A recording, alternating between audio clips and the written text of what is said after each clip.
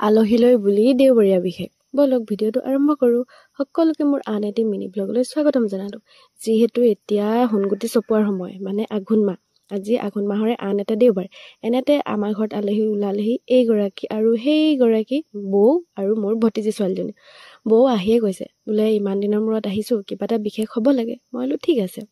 বৌক আৰু এইক লৈ হাউতকৈ গ'লোঁ আমাৰ বাৰীৰ পাছফালে থকা টেঙা গছজোপাৰ ওচৰলৈ বুলি। পিছে আলহী বৰ বেছি দূৰৰ নহয়, কাষৰৰে, কিন্তু বহু দিনৰ মূৰত আহিছে বাবেহে আলহী বুলিছোঁ। এইফালে আহি পায়ে এইক চাওকচোন, মোৰ ওচৰত যে মাৰ খাব এতিয়া তাই টেঙাটো ঘৰলৈ লৈ যাবলৈ মানে তৰণিয়ে নাই। বোলো ঠিক আছে, বৌক টেঙা গছজোপাৰ ওচৰলৈ লৈ গৈয়ে কৈছোঁ, বোলো বৌ আজি টেঙা পৰাৰ পৰা কটালৈকে দায়িত্বটো তোমাৰ, আৰু অলপ সময়ৰ কাৰণে এই দায়িত্বটো লৈছোঁ মই।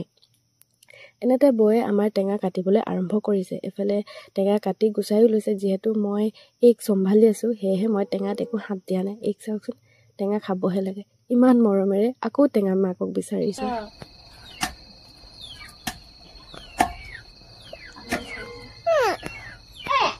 ইমান মৰম লগা মাহঁত। পিছে টেঙা খোৱাৰ আচল সোৱাদ পথাৰতহে, কিন্তু আমি পথাৰ যাব নোৱাৰাৰ দুখত আমি ঘৰতে খালোঁ। এফালে এইক মই খুৱাইছোঁ, কিন্তু নহৈছে। এবাৰ নমাই লৈ যোৱা, নিজেই লৈ খাবা। এফালে বৌয়ে আমাৰ টেঙা গুচাই আছে। আপোনালোকে বাৰু টেঙা খাই ভাল পায় নাই? মোৰ পিছে টেঙা খাই ইমান ভাল নালাগে, মানে ভালেই লাগে, তথাপিতো বতৰৰ ফল বতৰত খাব লাগে বুলিহে খাই দিওঁ আৰু। এফালে মই নিমখ জলকীয়া আনি দিলোঁ। যে খাবলৈ যিহেতু ৰেডি হৈ গৈছে, সেই বাৰীৰ পাছফালে থকা কলগছজোপাৰ পৰা হাউতকৈ এটা কলপাত কাটি আনিলোঁ। বৌ আমাৰ ঘৰলৈ টেঙা খাব বুলিহে আহিছিল, কিন্তু কোৱা নাছিল, পাছতহে কথাষাৰ কৈছে। এফালে ময়ো কলপাত কাটি আনি ধুই দিলোঁ। এফালে কলপাতত দুটা ভাগ ল'লোঁ, এভাগ ভাইটিলৈ বুলি, এভাগ মোলৈ বুলি। এফালে এই তাক দিলোঁ। খাই টেষ্ট কৰিছা, কেনেকুৱা লাগিলে কবি।